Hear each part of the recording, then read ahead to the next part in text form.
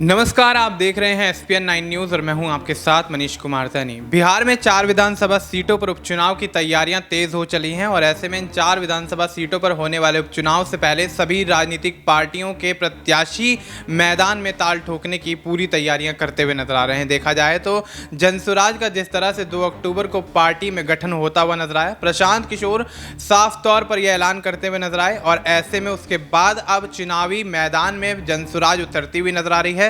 अपनी पार्टी के symbol school के बैग के साथ क्या बिहार की शिक्षा व्यवस्था को साध पाएगी जनसुराज? क्या प्रशांत किशोर बिहार की शिक्षा व्यवस्था में एक नई क्रांति लेकर आएंगे? ये तमाम सवाल इस वक्त बिहार की राजनीति में खड़े होते हुए नजर आ रहे हैं। और क्या आरजेडी और जेडीयू के MY समीकरण की सेंधमारी करते हुए जनसुराज इस चुनावी मैदान में जीत का परचम लहरा पाएगी? और अगर यहां से जीत सुनिश्चित हो पाती है तो क्या बिहार के विधानसभा चुनाव में लालू नीतीश की रणनीति को पूरी तरह से ध्वस्त करती हुई जनसुराज आगे बढ़ती हुई नजर आएगी? ये तमाम यहाँ पर सवाल हैं। तमाम सवालों के जवाब जानने के लिए हमारे साथ हमारे वरिष्ठ सहयोगी अमन सर मौजूद हैं। सर, बहुत बहुत स्वागत है आपका।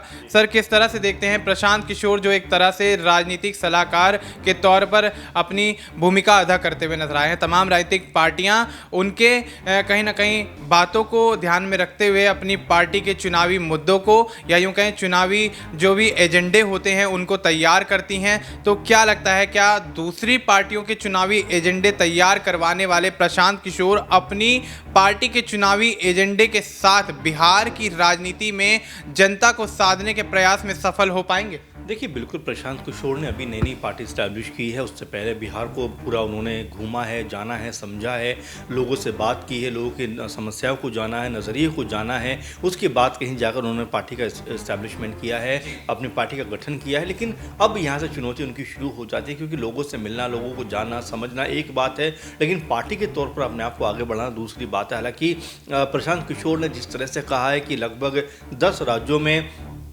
उनकी बनाई हुई सरकारें हैं और तमाम तरह से उन्होंने राजनीतिक तौर पे काम किया है। लेकिन देखिए, किसी के लिए काम करना एक बात होती है, जब आप खुद मैदान में उतरते हो तब तमाम चीज़ों की समझ बूझ और जो भी संगठन का कार्य होता है वो आपको संभालना होता है। यहाँ पर क्या प्रशांत किशोर के अंदर अब वो काबिलियत है कि दूसरों को बढ़ाते बढ़ाते क्या वो खुद आगे बढ़ पाएंगे?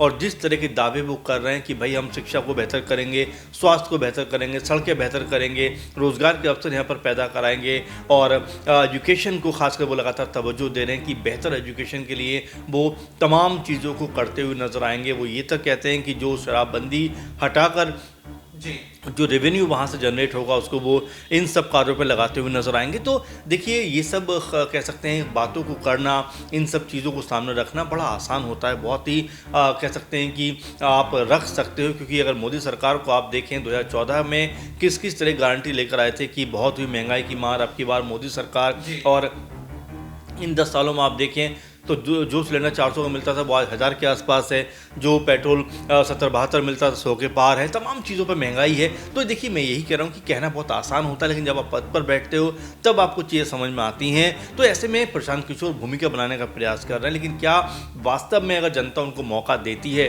तो क्या वो बिहार को बेहतर कर पाएंगे? एक सवाल। दूसरी बात, क्या जिस तरह से बिहार को जाना समझा उन्होंने है, तो अब क्या ये उम्मीद कर सकते हैं कि जिन लोगों के पास वो गए हैं, जिन लोगों ने उनसे वायदे किए हैं, क्या उनको वोट देते हुए नजर आएंगे? क्योंकि बिहार की जो राजनीति है वो आज भी अगर आप देखेंगे जातिगत राजनीति के तौर पर देखी जाती है। जातिगत समीकरण वहाँ पर बनते हैं।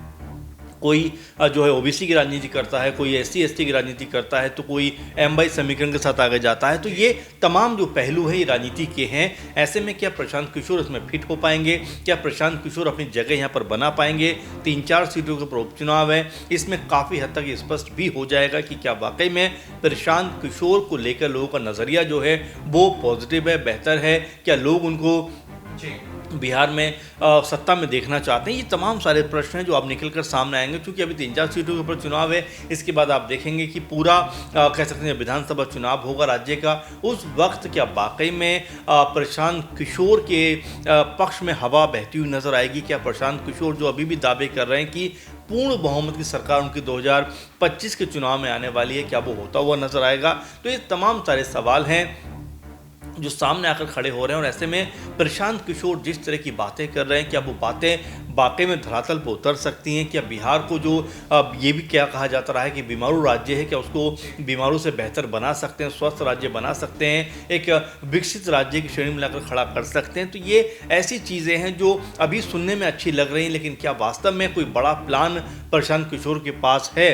तो जनता ज़रूर उनकी तरफ जाएगी, लेकिन अगर उनके पास प्लान नहीं है, सिर्फ हवा हवाई बातें हैं, तो मेरे ख्याल में जनता उनके पास नहीं जाएगी। जी बिल्कुल। तो अब ऐसे में प्रशांत किशोर के दावों में अगर दम है तो वाकई जनता उनके हित में यहाँ उनका समर्थन करती हुई नजर आएगी, उनके हित में यहाँ वोट डालती हुई नजर आएगी, क्योंकि बिहार के अंदर शिक्षा व्यवस्था से लेकर स्वास्थ्य व्यवस्था और बेरोजगारी का जो मुद्दा है वो कहीं ना कहीं बिहार की तमाम यहाँ पर सरकारों को घेरता हुआ नजर आया है। और ऐसे में देखा जाए तो नीतीश कुमार हो, लालू प्रसाद यादव हो या कोई और चेहरा हो, बिहार की राजनीति में इन मुद्दों को लेकर हमेशा से घिरते हुए नजर आए हैं। और अभी बिहार की जो स्थिति फिलहाल चल रही है, बढ़ते अपराध ने बिहार के अंदर सनसनी मचा रखी है, तो उस बढ़ते अपराध के लिए प्रशांत किशोर किस तरह से अंकुश लगाने का काम करते हुए नजर आएंगे। अगर प्रशांत किशोर की जनसुराज सत्ता में आती है, विधानसभा चुनाव 2025 में होने वाले हैं, उसमें अगर सत्ता के अंदर जनसुराज आ जाती है, तो क्या सत्ता में आने के बाद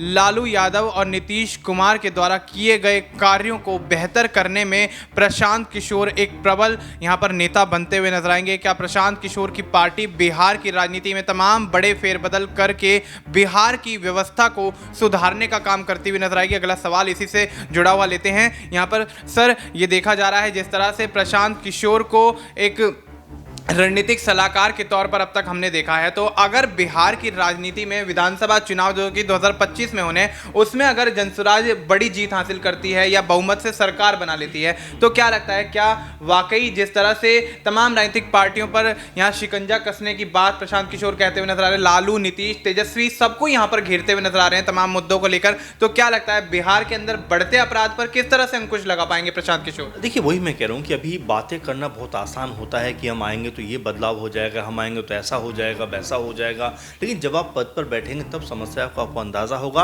और चुटकी बजाते ही कोई जादू की छड़ी नहीं है कि आप सब कुछ ठीक कर दो, उसके लिए एक समय चाहिए, एक लंबी कह सकते हैं कि जद्दोजहद चाहिए, लेकिन खैर वो एक अलग पहलू है। यहाँ पर सबसे बड़ा प्रश्न ये है कि क्या प्रशांत किशोर के अंदर वो चीज़ें हैं, वो बात है कि लोगों का खिंचाव उनकी तरफ होगा, लोग उनको मत उनको अपना देते हुए नजर आएंगे, उनको वोट सपोर्ट करते हुए नजर आएंगे? क्या वाकई में यहाँ पर जो 4 सीटों के ऊपर उपचुनाव होने वाला है कि यहाँ पर प्रशांत किशोर अपने चारों प्रत्याशियों को जिताते हुए नजर आएंगे? अगर यहाँ पर उनके हिस्से में एक भी सीट नहीं आई जी, तो आप ये मानकर चलिए कि उनके दावों पर भी सवाल उठने शुरू हो जाएं कि भाई आप उपचुनाव में एक भी सीट अगर नहीं निकाल पाए तो आखिर बिहार को आप जीतने का प्रयास करते हो, करने की बात करते हो, बिहार में आप ये कहते हुए नजर आते हो कि पूर्ण बहुमत की सरकार हम लेकर आएंगे जी। उन सब चीज़ों पर कहीं ना कहीं सवाल निशान लगते हुए नजर आएंगे कि भाई प्रशांत किशोर अगर इन 4 सीटों के ऊपर चुनाव नहीं जीत पाए तो बिहार में जब पूर्ण कह सकते हैं विधानसभा के चुनाव होंगे,